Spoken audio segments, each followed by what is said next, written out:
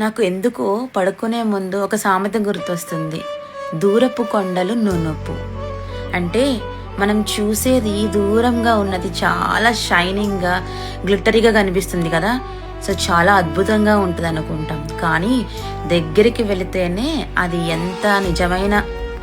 అది నిజమెంతో తెలుస్తుంది. అలాగే ఉన్న దేశాన్ని వదిలేసి పొరుగు దేశానికి వస్తాము మన పొట్ట తిప్పల కోసం.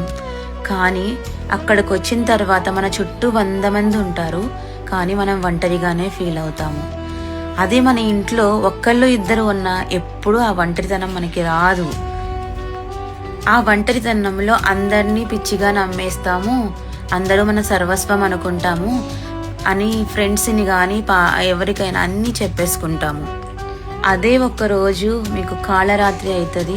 అదే ఒక రోజు వాళ్ళే మిమ్మల్ని జడ్జి చేయడానికి రెడీగా ఉంటారు. గుర్తుపెట్టుకో.